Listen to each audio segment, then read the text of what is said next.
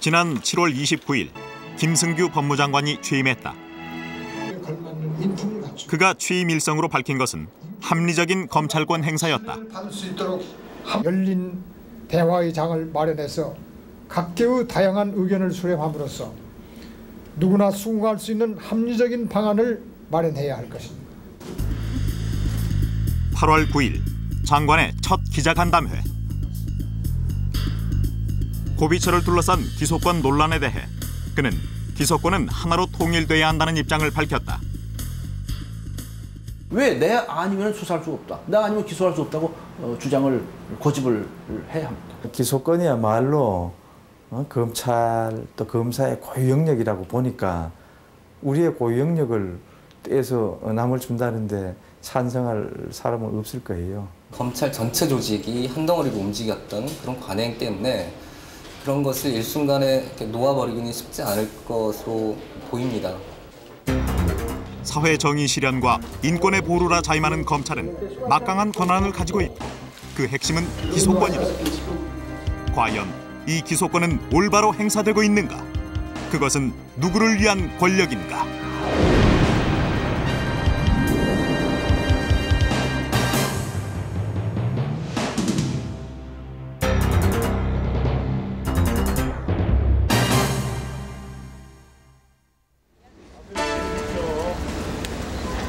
지난해 10월 성역은 없다. 부패의 고리를 끊겠다며 대선자금 수사를 진행한 검찰. 여야를 가리지 않는 수사를 감행. 검찰 수사는 과감히 권력의 핵심으로 치달았다.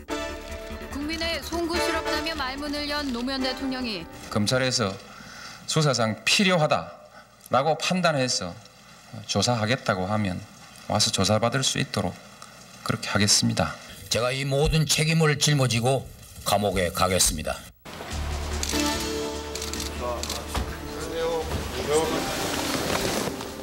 검찰은 정권의 신여라는 과거의 불명예를 벗고 많은 국민들로부터 유례없는 갈채를 받았다.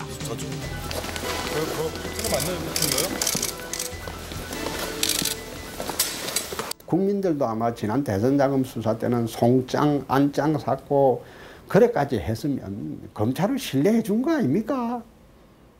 우리 한나라당 입장으로서는 불만이지만은 검찰을 국민들이 신뢰해 준 거 아닙니까? 아니 네티즌들이나 뭐 한나라당 두들겨 잡을 때 검찰청사 앞에 가서 지지 데모도 하고 그래 해줬으면 그 얼마나 신뢰해 준 겁니까? 상당한 부분 독립이 됐지만 여러 가지로 제도적인 측면에서나 또 인간적인 측면에 있어서 과연 만족할 만한 수준이라고 할 수 있을까? 그래서 일각에서 대선자금 수사에 관해서도 박수를 보내면서 동시에 또 한쪽에서는 의구심을 갖는 이런 양면적인 현상이 일어나고 있는 것이 아닌가 그렇게 봅니다. 과연 검찰에 대한 국민의 요구는 무엇인가? 한국 사회를 말한다 해서는 성인 남녀 700명과 법학자 100여 명을 대상으로 검찰 개혁에 대해 여론조사를 실시했다. 무슨 분야이십니까? 그렇으면 만으로 20세 이상 되셨습니까? 검찰의 제도 개혁이 필요한가? 일반 시민들의 83.7%가 개혁이 필요하다고 대답했고 전문가 조사에서는 97%까지 그 수치가 올라갔다.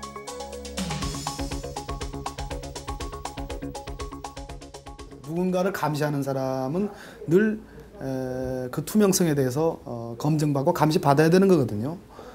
그런 관점에서 언제나 그 경계를 늦추지 않아야 되는 겁니다. 정치 검찰화 될 가능성이 전혀 없다고 말할 수 없는 거죠. 검찰이란 무엇인가?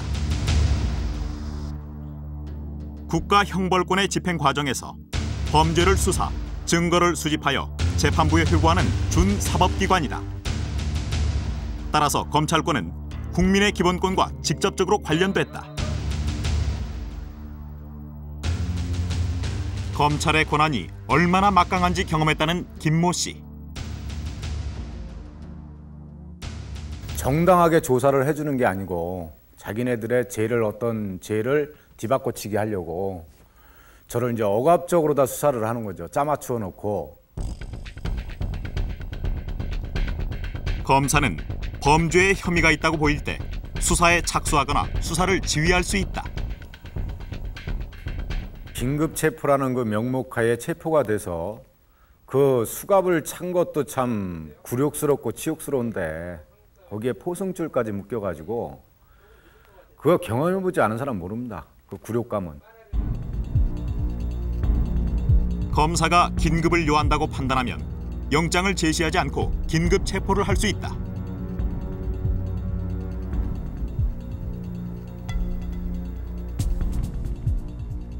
없는 죄도 불게 돼 있습니다. 그 유치장 구치소에 가서 생활을 하다 보면 진짜 없는 죄도 내보내준다 그러면 제가 했습니다라고 하고 저도 그런 심정이 들더라고요. 구속은 법원에 구속영장이 있어야 가능하지만 법원에 영장을 청구할 수 있는 권한은 검사만의 고유 권한이다.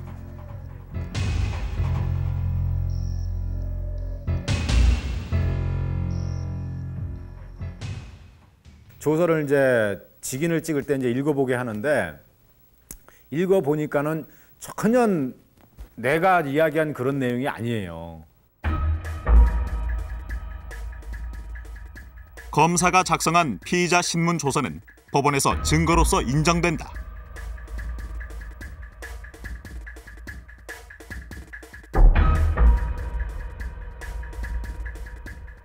자기네들 조서에 의해서 형량을 조절할 수 있다는 걸 암시를 해주더라고요, 계장이. 그러니까 자기네들 그 조사 받는 내용에 따라서 네가 살 수도 있고 실효 그러니까 형량을 조절할 수 있다. 기소를 할 것인가 말 것인가.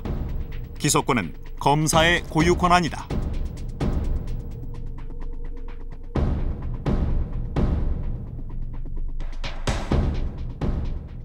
검사가 공수사실 하는 부분을 그 말을 신빙성을 갖고 인정을 하려고 하지 피의자가 아무리 변명을 한들 아무리 내가 아니라고 한들 그것을 법원에서 받아들여주지 않는다는 거죠. 기소가 되어 법정에 서게 되면 무죄로 판명될 때까지는 인신의 자유가 검사에 의해 크게 좌우된다. 수사 착수, 수사, 그리고 기소되어 법정에서 형을 받기까지 국가 형벌권의 과정을 관할하고 있는 사람이 바로 대한민국의 검사다.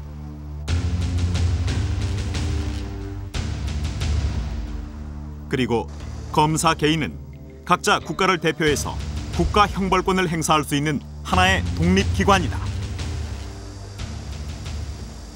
형사 절차에 있어서의 막강한 근원만 놓고 이야기하더라도 여러 가지로 이야기할 수 있겠습니다만 크게 수사, 그다음에 공소, 그다음 재판, 형집행 절차 단계까지 4단계로 나누어 볼 때 각 분야에 있어서 우리나라 검찰이 관여하고 있습니다. 그중에서도 가장 핵심인 부분이 수사와 공소 단계에 있어서의 기소권을 행사하는 이 권한이라고 생각합니다. 기소란 개인을 재판에 회부하는 행위로 우리나라에서는 검사가 기소권을 독점하고 있으며 기소를 할 것인가 말 것인가 역시 검사의 재량에 맡긴다는 기소 독점주의와 편의주의를 채택하고 있다. 세계 주요 국가의 검찰과 비교해 볼 때 우리나라 검찰은 기소를 독점하고 재량을 행사할 수 있으며 수사권, 수사 지휘권을 모두 갖고 있다. 만약에 여러 기관에서 기소를 제각기 하겠다 그러고 또 같은 사안에 대해서 한 기관에서는 이거는 죄가 안 된다 하고 얘기를 하는데 다른 기관에서 죄가 되니까 재판에 회부해야 되겠다 하게 되면은 혼란이 오게 되죠. 이런 경우에 결국에는 국민들에게 피해가 돌아가게 됩니다. 지난 2001년 옥천 경찰서장이었던 박용훈 씨가 서장실에서 긴급 체포되었다. 혐의는 뇌물죄. 그만해서. 현직 경찰서장이 뇌물을 받았다는 혐의로 구속 기소되었다는 사실은 사회적으로 큰 파장을 일으켰다. 박용훈 씨는 2년 8개월간의 기나긴 법정 공방 끝에 대법원에서 무죄로 판명되었다. 배를 타고 가는데 그러나 박용훈 씨는 무죄로 판명되었을 때 기쁨보다 공권력의 횡포에 대한 분노가 더 컸다고 한다. 제시하는 것뿐이에요. 언론이 판단한다 해도 그것이 민사 대차 관계를 다 알면서 고의적으로 뇌물수수 관계로 이렇게 꾸며 만드는 걸로 아주 짜맞추기 수사하는 것이 눈에 훤히 보였어요. 그걸 알면서 어떻게 그렇게 할 수 있을까? 수사라는 게 모르고 실수하는 것은 어느 정도 용인이 된다 하더라도 고의적으로 알면서 그렇게 일부러 만들었다. 또 그만한 증거들이 다 그동안 재판 과정에서 잡혔고 드러났고. 박용훈 씨는 무엇 때문에 짜맞추기 수사라고 주장하는 것일까?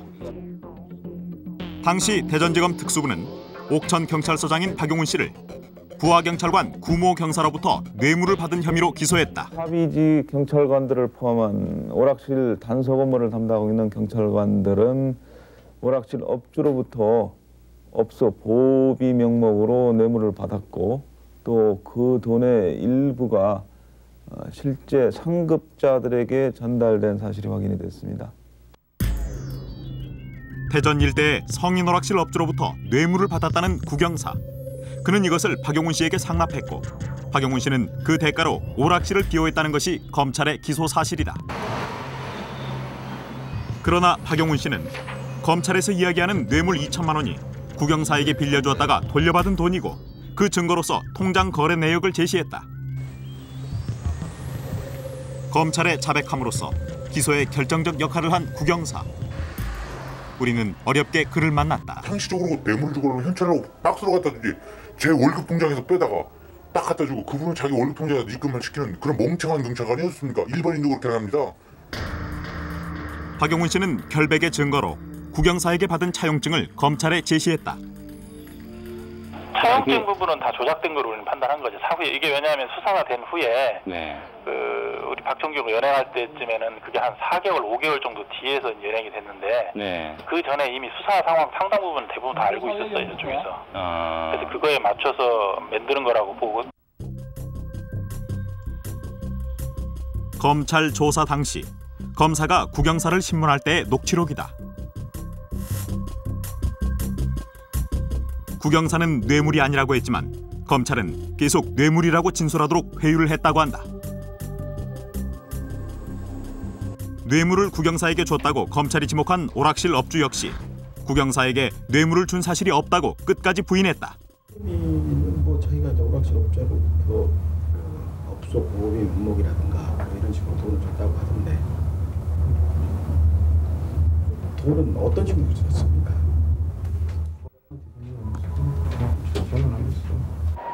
어느 놈인가 한 놈 저한테 돈 줬다는 놈이 있을 거 아니에요. 근데 업주들이 저걸 보면은 돈 줬다는 거 하나도 안 나와요. 돈을 저한테 1,000만 원씩 준 사람이 어떻게 있습니까? 제가 그때 청사경비에 있을 때인데 현직에 있을 때 아니고 제가 무슨 1,000만 원을 받습니까? 그 사람이 짱구냐고 저한테 1,000만 원씩 주게. 구경사와 오락실 업주와의 대질 신문 조서다. 뇌물은커녕 서로 알지도 못하는 사이라는 오락실 업주의 말이 기록돼 있다.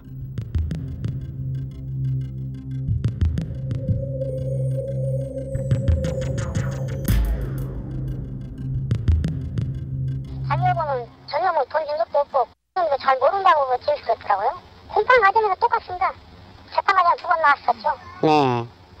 그게 전부 나와서 그랬었어요. 결국은 돈을 준 사람이 없는 뇌물 사건. 검찰은 과연 구경사가 누구에게 돈을 받았다는 말일까? 자기도 인정하잖아요. 제가 돈 안 받은 거에 대해서.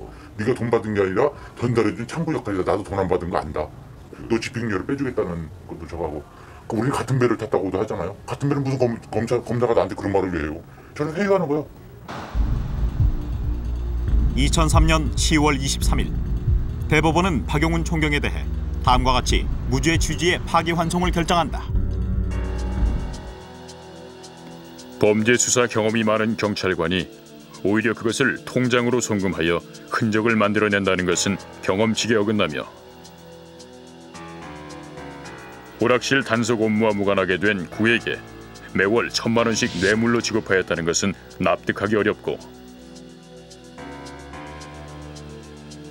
2천만 원은 구가 박용훈으로부터 빌렸던 것이고 위 차용금을 변제하기 위해 1,600만 원 등을 박용훈에게 교부했다는 진술이 신빙성이 있어 보인다. 결국 피고인들에 대한 원심 판결은 전부 파기되어야 할 것이다.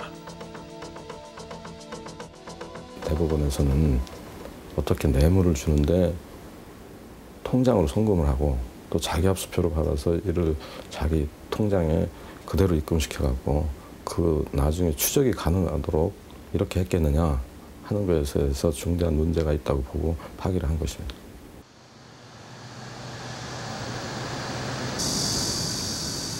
검찰이 무리하게 기소를 강행한 이유는 무엇일까? 혐의자들은 2000년 대전에서 있었던 한 사건을 지목한다.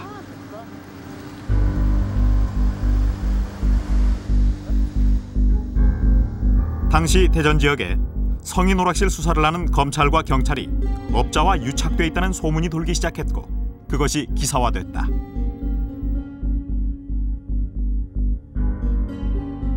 오락실 입장에서 봤을 때, 조폭 입장에서 봤을 때 경찰보다 더 무서운 건 검찰이다. 그럼 경찰에 만약에 10원을 줬다 하면은 검찰에는 20원, 100원을 줬을 거다. 그런 얘기들이 그때 많았어요. 근데 이제 결국은 경찰 쪽에 이제 포커스가 맞춰지고 검찰은 이제 그 희생양이라고는 할 수는 없겠지만 그 직원 한 명 같이 기소하는 걸로 마무리가 됐죠. 검찰 리스트는 제가 오락실을 단속할 때 업주들이 주는 장부 있죠. 그 장부를 제가 다 빼왔어요. 장부를 빼다가지고 리스트가 있었어요. 검찰 장부 리스트가 있어요. 검찰하고 우리 경찰 직원들 리스트가 있었는데 게다가 누군가 검찰이 오락실 업소를 비유한다는 글을 인터넷에 올리면서 소문은 확산됐다.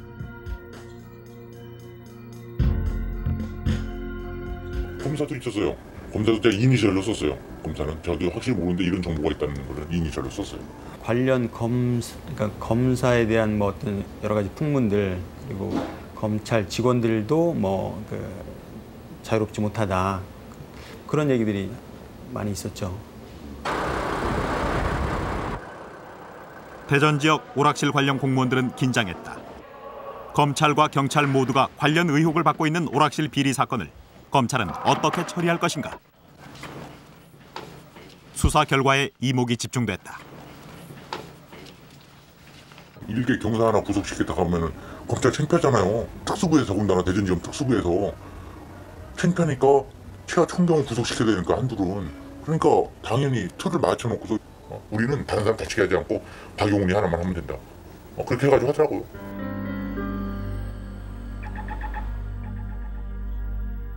유일하게 구속된 검찰 직원. 그러나 그 역시 대법원에서 무죄로 판명됐다. 시스템화라면 그냥 억지로 앞으로 짜놨다더라고요. 이 오락실을 제대로 수사했으면 여러 저희 직원들은 상당히 고위직까지 좀 관련이 있는 것으로 알고 있어요. 실제 오락실 것이 우리 관련된 직원을 구속했으면 문제 굉장히 복잡했을 거예요. 저를 갖다 내놓으니까 오락실 문제는 더 이상 말이 안 나왔지 않습니까? 사실 총경이 3명이에요. 네. 총경 3명에다가 경찰 하직 2명에다가 검찰 계단까지 해서 하니까 모양새가 얼마나 좋습니까? 박용훈 씨와 검찰 직원은 모두 무죄 판결을 받았다. 두 사람의 무죄 판결은 과연 검찰이 무엇 때문에 기소한 것인지 의혹을 낳았다.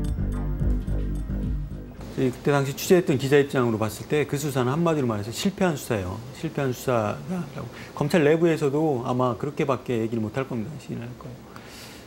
실패한 수사가 된 이유는 증거를 확보하지 못했고 진술에만 의존을 해서 무리하게 기소를 했고 그런 것인데 근데 왜 그럼 그 검사는 수사 검사는 과연 그 공소유지에 대한 그 확고한 자신감을 가졌겠느냐. 그래서 그 수사 검사는 그렇게 확신을 했는지 모르겠습니다만 바깥에서 봤을 때는 다들 우려를 했거든요. 공소유지에 대해서. 특히 수사권을 독점하고 있는 검찰권 또 그걸 제어할 수 없는 제도적 허점 이런 것이 문제입니다. 2년 8개월 만에 무죄를 선고받은 박용훈 씨. 그는 개인의 자유와 인신을 구속할 수 있는 검찰의 기소권이 명백한 증거와 관계없이 행사되는 것이 현재 검찰권의 제도적 허점이라고 말한다. 검사만이 기소를 할 수 있게 되어 있습니다. 다른 사람은 전혀 기소에 관여할 수 없게 되어 있습니다. 그런데 그 검사 한 사람이 잘못된 생각을 가졌다고 한다면 얼마나 좀 피해를 보는 사람이 생길 수가 있습니까?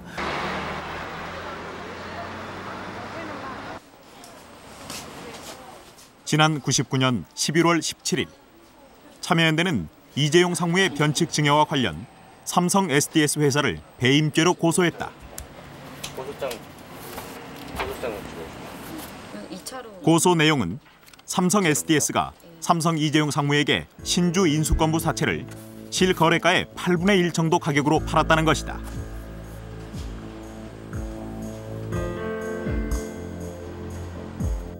참여연대는 삼성 SDS가 주주들에게 손해를 끼쳤다고 배임죄로 고발했다.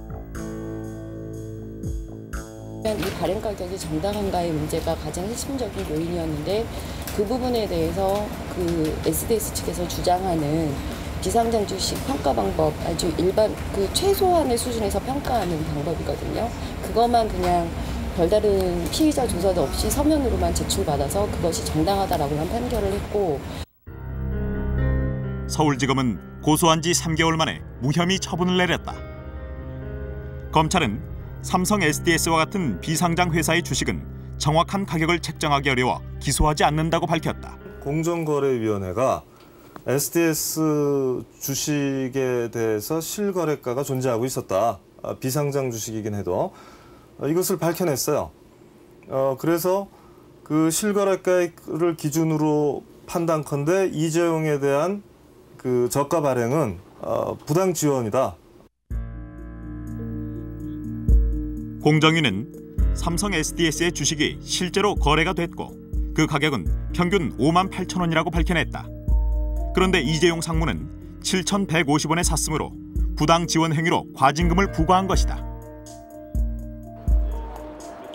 참여연대는 삼성 SDS에 이어 삼성 에버랜드, 삼성전자 등 삼성의 변칙 상속에 대해 검찰에 끊임없이 문제를 제기해왔다.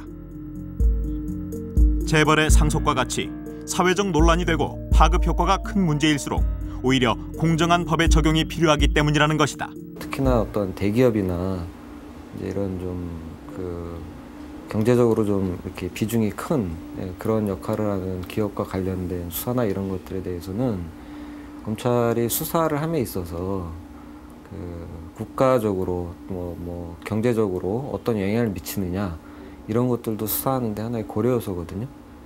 그렇기 때문에 뭐 이 삼성그룹 같은 데에 대해서 어떤 수사를 한다는 거는 뭐 지금 검찰이 상당히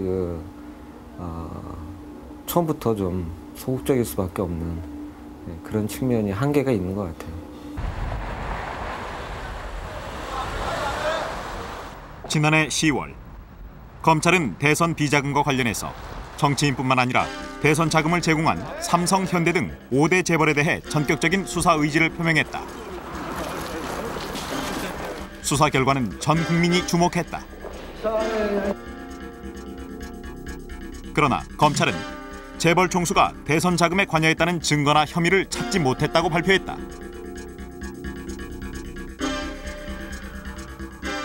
삼성의 이학수 구조조정본부장 등 부회장급들만 기소가 됐을 뿐이었다. 재벌 총수는 기소는 물론 소환조차 되지 않았다.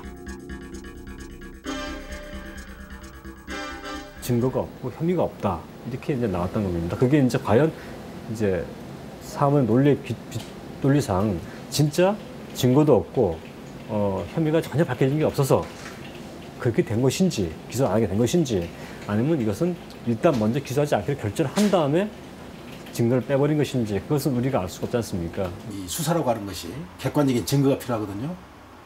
실제로는 재벌 총수가 알았다고 막 심증이 가지만은 그 실제로 이제 그 돈을 전달하고 있는 사람이 나선에서 했습니다 말이야. 하고 우겨버리면은 두들겨 팰 수도 없는 것이고 거기서 끝나는 경우가 들어 있습니다. 검찰의 수사 결과에 대해 당시 어려운 경제 상황을 고려한 정치적인 판단이요 배려였다는 의견들도 있다. 그러나 지난 과거 경제를 고려한다는 명분 아래 검찰의 자의적인 법 집행이 오히려 문제를 누적시켜왔다는 지적이 많다. 기업인들의 비리라든지 또는 그 기업의 어떤 부정 행위라든지 이런 것들을 철저하게 조사를 했을 때에 그러니까 그거로 인해서 뭐 예를 들어 단기적으로는 어떤 부정적인 영향이 있을지 몰라도 또 장기적으로는 매우 긍정적인 그 영향이 있을 수 있거든요. 뭐 경제에 악영향을 준다라는 식의 어떤 도식적인 그런 논리를 가지고 접근을 하게 됐을 때에는 결국은 뭐 힘 있는 자에 대해서는 이 법 적용이 고르지 못하다 이런 어떤 그 나쁜 어떤 그 국민들에게 그 나쁜 법 감정이랄까 이런 것들을 이제 야기시키게 되고 법치주의도 이제 훼손하는 그런 저희가 높다고 생각이 됩니다. 지난 8월 20일 대검찰청. 검찰의 법 집행 공정성에 항의하는 시위가 있었다. 모든 그 기소권이 한정되다 보니까 이렇게 억울하게 검사가 아니면 기소를 할 수가 없지 않습니까? 검사의 한 걸 갖다 판단하고 할 그런 제도가 장치나 그런데 아무것도 없습니다 지금. 검찰이 불기소 처분을 할 경우 법원의 판단을 요구할 수 있는 재정 신청 제도가 있다. 그러나 재정 신청은 공무원의 직권남용, 불법 체포 감금, 폭행 가혹행위라는 3개 항목의 사건에만 신청할 수 있다. 1988년 민청년 의장이었던 김근태 씨가 이근한 경감을 상대로 낸 재정 신청이 법원에 의해서 받아들여졌다. 이는 김근태 씨의 고발에 대해 검찰이 이근한 경감을 기소하지 않은 것은 잘못된 판단이라고 법원이 인정한 것이다. 이례적인 일이었다. 이런 결정을 한 재판부는 아마 용기와 결단이 필요했다고 저는 추측합니다. 이제 뒤늦게 사법적 사실로 인정되기 시작한 것이다. 그것에 불과하다. 이런 점을 지적하고자 합니다.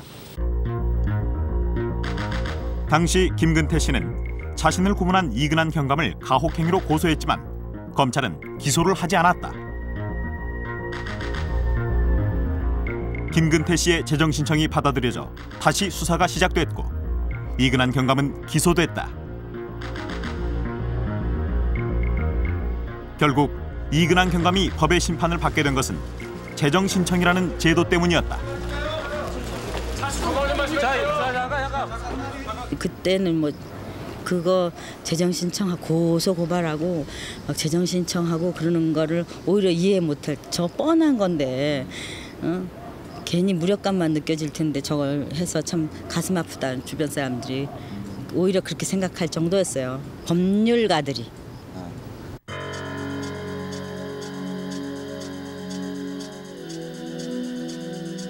그러나 최근 5년간 재정 신청이 받아들여진 것은 불과 1.7%다.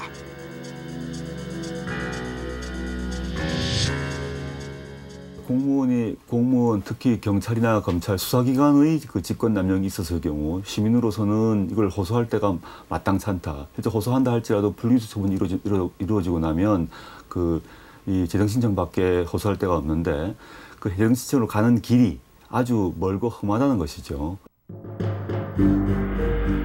검찰에 집중된 기소권과 기소 편의주의는 언제부터 만들어졌을까? 우리나라의 형사소송법의 근간은 식민지 시절 수입된 일본의 형사소송법이다. 검찰에게 기소권을 독점하게 한 일본의 형사소송법은 해방 이후 이승만 정권까지 이어진다. 현재 우리나라 검찰이 가지고 있는 권한, 특히 수사에 있어서의 주재자적인 권한, 또한 공소권에 있어서의 기소독점주의, 또한 기소편의주의를 하에서 행사하고 있는 막강한 권한은 현재 원래 일본 패전 이전의 군국주의 시대의 일본 검찰의 권한하고 거의 유사한 형태의 권한을 가지고 있다고 볼 수 있겠습니다. 당시 검찰이 기소권을 독점하는 데 대한 우려가 있었다. 정치권이 표적 수사 등 검찰을 정치 도구화할 수 있다는 것이었다. 이것에 대한 견제 장치가 재정 신청 제도였다. 엄상섭 의원이 만든 재정 신청에는 범죄 유형과 상관없이 모든 사건이 신청 가능했다. 거의 다른 나라에서는 재정 신청 제도가 없습니다만은 우리 나라에서는 기소 독점주의와 기소 편의주의가 그것이 정치 도구화하는 것을 막기 위해서 또 사법은 민주화를 위해서 공평하게 처벌받기 위해서는 죄 있는 사람을 처벌할 수 있는 길을 열어보자 라고 해서 재정신청 제도를 두었던 겁니다. 그런데 유신 정권은 1973년 재정신청의 범위를 공무원의 직권남용 등 3개 범죄로 축소 변질시켰다. 이 공무원 직권남용과 관련된 3가지 범죄의 그 무수한 범죄에 대해서는 검찰이 기소를 하지 않는다 할지라도 범죄 피해자로서는 억울함을 호소할 수 없는 것이 가장 큰 문제인 것이고, 이게 사실은 저는 유신의 잔재라고 생각하는 것인데요. 유신 이전에는 모든 범죄에 대하여 재정신청이 가능했습니다. 그런데 유신 이후로 단 3가지 범죄로만 축소시킴으로써 검찰에게는 아주 큰 혜택을 주었던 것이고, 범죄 피해자에게는 자신의 억울함을 호소할 수 있는 방안을 애초에 봉쇄해버렸다는 큰 문제점을 가지고 있습니다. 광주 학살로 정권의 정통성이 부족했던 전두환 정권은 47명의 검사장을 차관급으로 대거 승진시키는 등 검찰을 정치권에 예속시켰다. 그리고 기소 독점이라는 무소불위의 검찰의 권한을 정치적으로 이용했다. 우리나라 이 적대 정권에서의 정치 검찰은요, 이거 정말 부끄럽게 짝이 없는 일입니다. 이 멀쩡하게 잡혀 들어가야 할 사람이 소위 이 정권과 줄이 있거나 또 정권에서 비호한 탓으로 인해 가지고 풀려나고 말이죠. 또 이 정권의 지시에 의해 가지고 표적 수사를 하고 말이죠.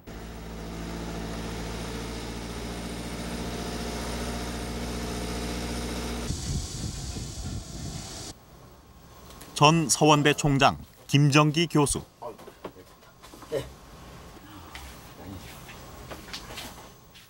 지난 2002년 그는 건설산업법 위반, 배임 등의 혐의로 검찰에 전격 구속됐다. 학생 4분지를 모집하는 그날 제가 수갑을 채웠기 때문에 이게 청주 충북 지역에 거의 저 수갑 채운 사진 도배를 해버렸어요. 우선 사람이 안 보이고요.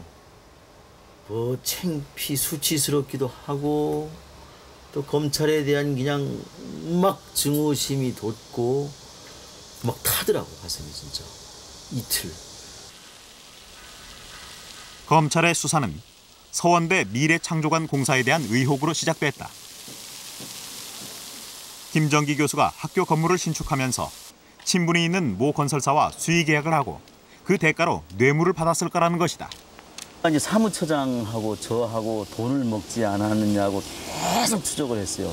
그래서 13명 건축관계 13명인가 14명은 계속 불러가지고 잠 안 재우고 갑자기 밤에 데리고 가서 이틀씩 안 돌려보내니까 집에서는 경찰에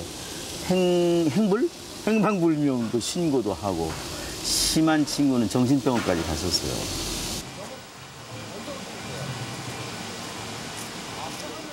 검찰이 문제 삼았던 건물인 미래창조관은 그의 청주시로부터 아름다운 건축물 최우수상을 수상했다. 이 충청북도 또 청주시 포함해가지고 청주에서 관하는 것 같은데요. 그 해에 가장 잘된 건물, 또 값싸고 튼튼하고 아름답고 하는 걸 종합적으로 해서 이제 청주시장이 주는데 그 해에 지들이 아름다운 건축물 상을 받았어요. 구속됐을 때 얘기를 들으셨어요? 그렇죠. 그러니까 이게 아이러니지. 지난 8월 20일 김 교수의 2심 재판이 열렸다. 재판 결과는 1심과 마찬가지로 무죄. 부패 총장이라는 따가운 시선에서 벗어나는 순간이었다. 밝게만 살아왔는데 어두운 측면이 너무 인간을 짓누르고 참 이 명예라는 걸 다시 한번 생각해보고 또 대학교 책임자라는 것이 행동을 좀 조심해야 되겠다는 생각도 한번 해봤는데 글쎄 잘 모르겠어요. 당시 김 교수의 구속은 청주 지역에 큰 반향을 일으켰다. 구속 당시 청주 민예총 등 지역 시민단체들과 지식인들은 김 교수에 대한 표적 수사를 중단하라며 청주지검과 대검찰청 앞에서 시위를 계속했다. 시민단체들은 현직 총장 김 교수를 구속한 것은 의도가 있다고 항의했다. 김정희 총장은 지금 35년을 직장 생활을 했는데 여기 청주에 아파트 30평짜리 하나 있습니다. 그거 6천만 원 합니다. 그리고 단체사장 옆에 자기가 단체를 존경하니까 1,000만 원짜리 집 하나 있습니다. 그래 직사람 재산이 7천만 원입니다. 제일 큰 문제는 의도된 수사라는 것이죠. 보통 일반적으로 표적 수사라는 말을 많이 합니다만 검찰청 자체가 어떤 방향을 미리 정해놓고 행하는 수사였다라는 것. 그것이 가장 큰 문제였고. 이들은 검찰 수사가 왜 의도된 것이라고 주장하는 것일까? 2002년 9월 충청 리뷰라는 한 주간신문에 검찰 비판 기사가 실린다. 청주지검이 구속영장을 남발하고 일부 지역 인사들이 검찰에 줄대기하려는 경향이 있다는 내용으로 검찰을 비판한 기사였다.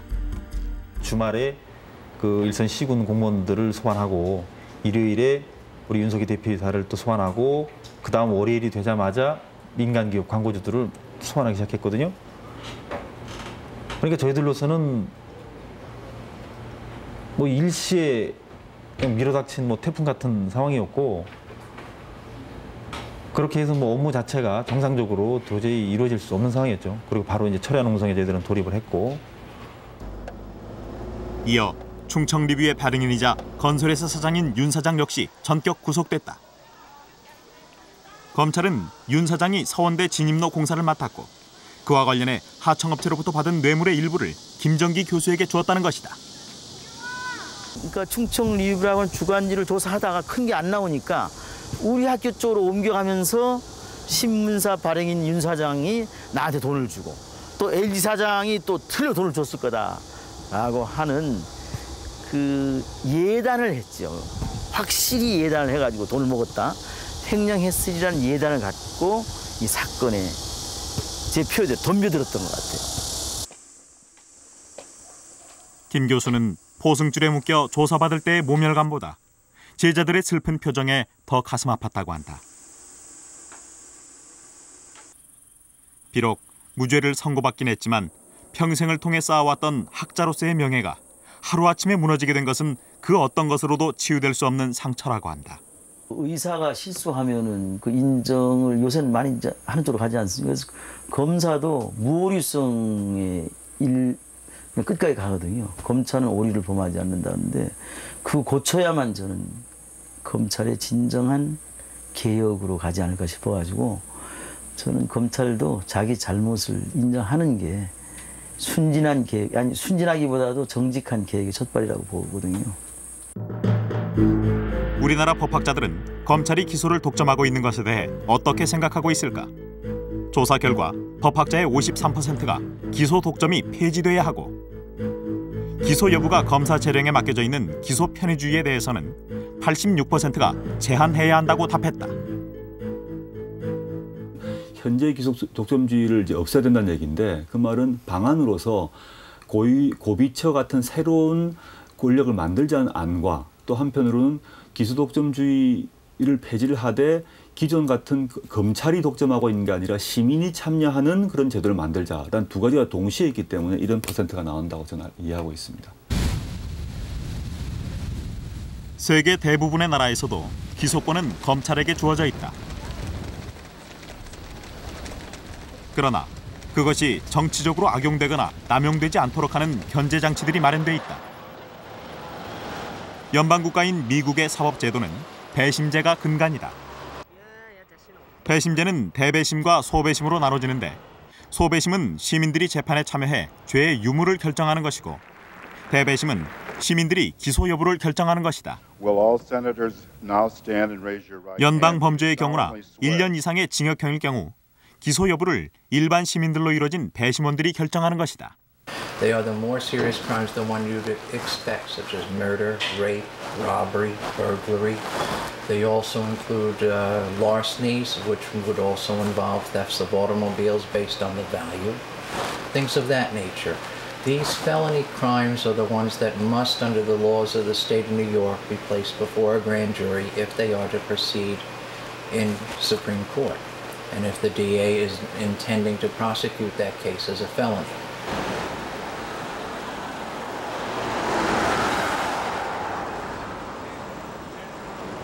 중죄의 경우 피의자가 대배심에서 재판받을 권리를 포기하지 않는 한 반드시 대배심에 회부되어야 한다.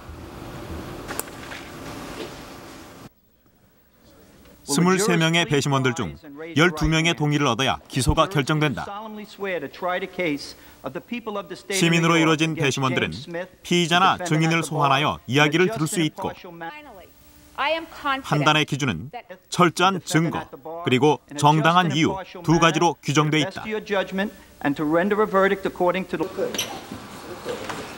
배심원은 선거권을 가진 사람 중에서 무작위로 선출되고 한 달 동안 여러 사건의 결정을 하게 된다. 그냥 평범한 옆집에서는 아줌마 아저씨들이 같이 참여해서 결정을 하고 그리고 재판을 해서라도 이 무죄를 국민이 하고 그래서 철저한 어떻게 보면 이제 사법 참여, 국민 참여 그런 제도를 헌법에 만든 거죠. 물론 지금은 당연한 일이에요. 한 200년 정도를 했으니까. 하지만 200년 전에 이런 것을 명문화했다는 것은 정말 혁명적이죠. 식민지 국민으로서 영국의 공권력에 많은 탄압을 받았던 미국인들은 200년 전 국가를 건설하면서 공권력이 아닌 일반 시민들의 판단과 결정에 의해 재판에 회부되게 하는 대배심을 헌법에 명문화시켰다. 미국 헌법 제5조에 기재되어 있는 대배심 제도는 200년 미국 역사와 함께 해온 역사적 산물이다. I'm not the first one to say that democracy is a messy affair, but I can't think of a system that would be more reflective of the population. I think people complain about going, and so do I. Perhaps there should be a better orientation, but I can't think of what kind of a system would better replace it. Leaving it to, quote, professionals would not give the public a voice. So I think it's the best thing that we've come up with so far. 미국인들이 대배심의 성과로 대표적으로 꼽는 것은 루인스키 사건. 루인스키라는 한 여성이 자신을 성희롱한 주범으로 지목한 사람은 빌 클린턴, 바로 미국의 대통령이었다. 결국 클린턴은 대배심에 회부되어 성희롱 사건에 대해 증언을 해야 했으며 이때 위증을 범해 결국 탄핵까지 받게 된다. 우리가 생각했을 때 야, 뭐 거짓말을 할 수도 있을 텐데 사실은 비근한 예로 최근에 뭐 어떤 분은 이제 헌법재판소 재판을 할 때 뭐 증언을 거부하기도 하고 또 때로는 거짓말을 말을 바꾸기도 하고 그래서 우리나라 틀 안에서 이제 벌금이 몇십만 원 정도 나오는 거라 그렇지만 미국에서는 그것 때문에 사실 탄핵을 나중에 소추가 됐고 그 다음에 결국은 클린턴 대통령이 아칸사주 그 변호사 자격증을 박탈당하는 일까지 생겼거든요. 그런 면에서 봤을 때 야 이게 참 국민의 힘이 무섭다. 그리고 그렇게 정도 되면 국민을 존중을 하게 되는 거죠. 법은 상식적인 차원에서 집행돼야 한다고 믿는 미국인들. 그들은 대배심을 통해 기소의 여부를 결정하고 그 경험을 통해서 절차의 민주주의를 배우고 있다.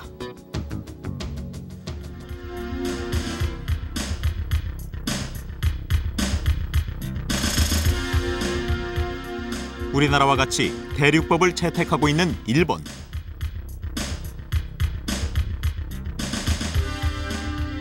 기소권을 독점하고 있고 기소 여부를 재량으로 결정할 수 있는 일본의 검찰 동경특수부는 많은 일본인들에게 신뢰를 받고 있다.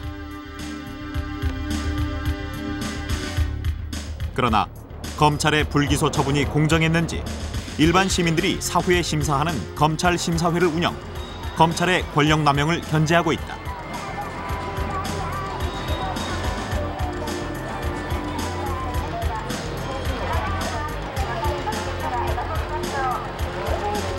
최고재판소를 비롯 총 201개 지부에서 운영되고 있는 검찰 심사회.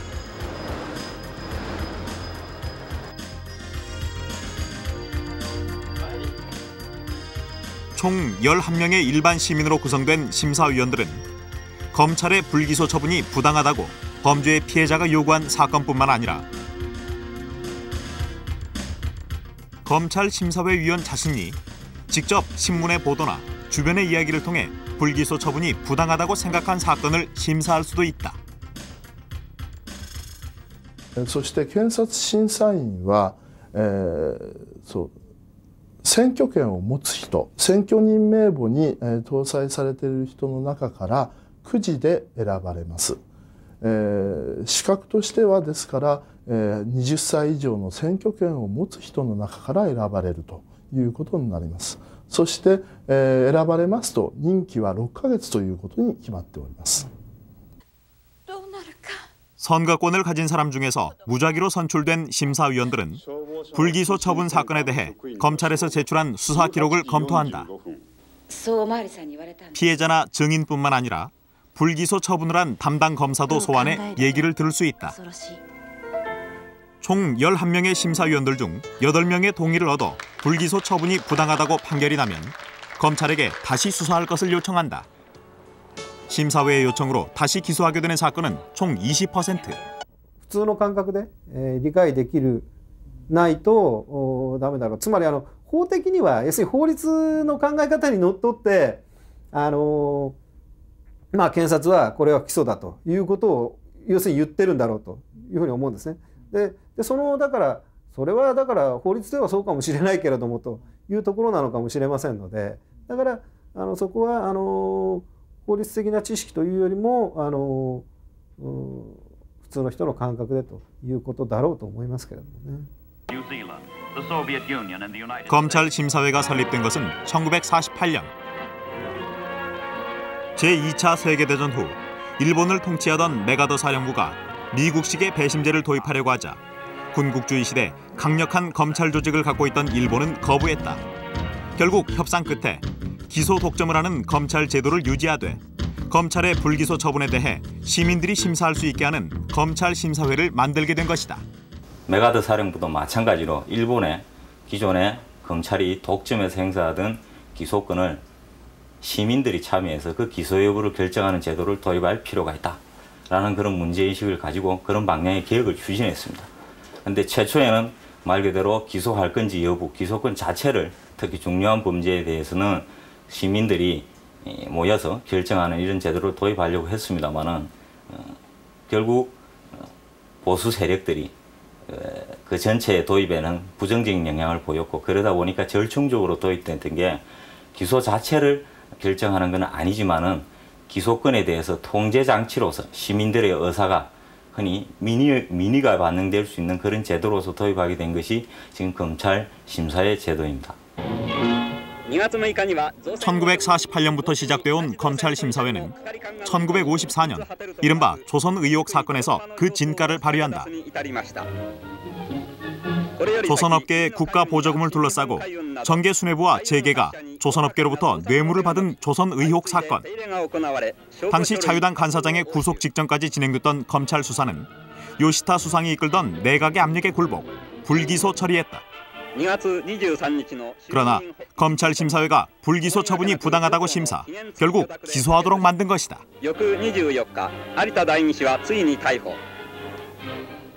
検察の不起訴処分に対する不服の申し立てについて審議しますから、当然それは検察に対するなんて言うんでしょうかね、圧力とは言いませんけれども、一定の力を持ってるんだろうと。当然差し戻しで起訴ということにもなりますから、これは牽制することになると思うんですよね。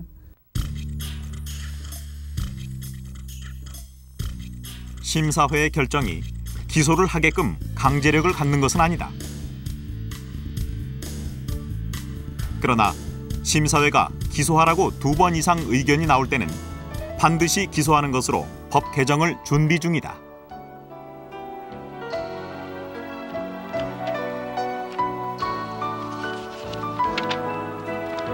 検察のような機関が出す処分についてやっぱりチェックするような仕組みっていうのは必要だと思いますし、これ裁判制度もそうだし警察についてもそういったものが必要だと思います。そういった会員としてですね、選ばれたとしてもご参加する。もし選ばれれば積極的に関わりたいと思います。 우리나라에서도 최근 들어 검찰 기소권을 견제해야 한다는 요구가 높다. 설문조사에 의하면 기소 과정에 시민이 참여하는 것에 대해 일반 국민 65.7%가 찬성을 했다. 기소권 견제 장치로 법학자들은 첫 번째로 재정 신청 확대를 꼽았다.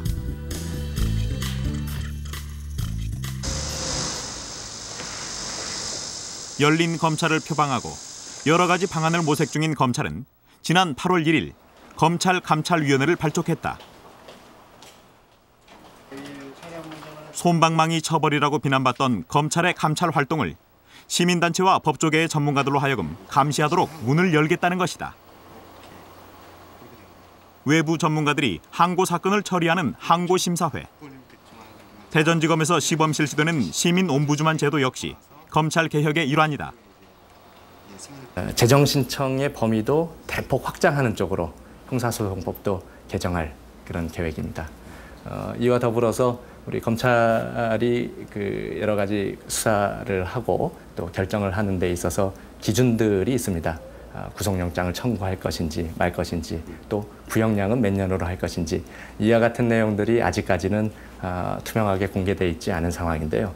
이러한 기준들을 전부 투명하게 만들어서 국민들께 공개해드리는 그와 같은 방안도 저희가 검토를 하고 있습니다.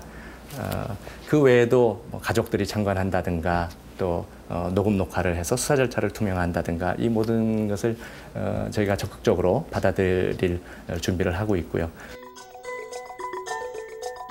그렇다면 우리나라 법학자들은 기소 과정의 시민 참여에 대해 어떻게 생각하고 있을까? 기소권 견제 장치로는 34%가 기소 배심을 꼽았다. 기소 배심제는 재정 신청제도 확대에 이어 두 번째로 높은 지지를 받았다.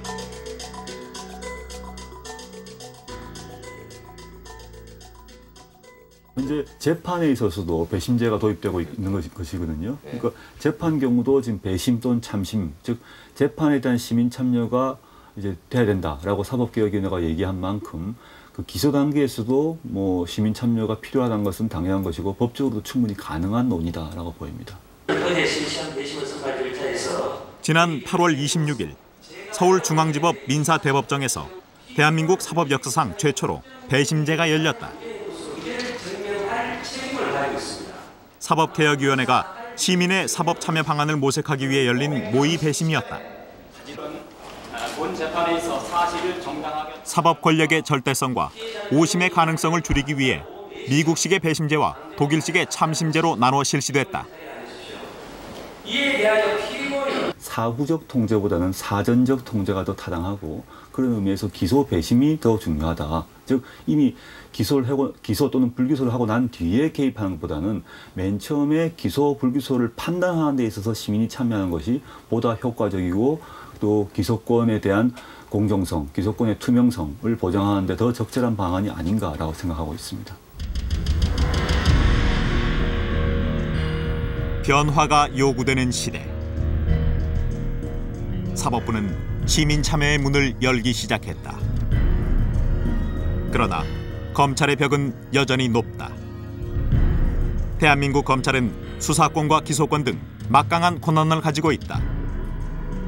대선자금 수사에서 검찰은 새로운 가능성을 보여줬지만 국민들은 검찰이 과연 인권의 보루인가에 대한 의문을 가지고 있다. 검찰만 기소권을 갖고 있느냐 또는 고비초에서 나누냐, 그건 어떻게 보면 권력기관이 서로 나눠가는 거기 때문에 그것이 또 누가 또 정권을 잡고 그런 거에 대해서 또 영향을 받게 되거든요. 그렇다면 가장 더 근본적인 질문은 그 기소권도 나눠야 되지 않느냐. 국민이 그걸 참여를 해서 누가 되든 검찰이 누가 되든 또 대통령이 누가 되든 그것을 견제하고 기본 권리를 우리 헌법에도 기본 정말 권력이 국민에서 나온다 했으니까 권력을 줘야죠. 또 국민은 그것을 요구할 수 있는 권한이 있습니다.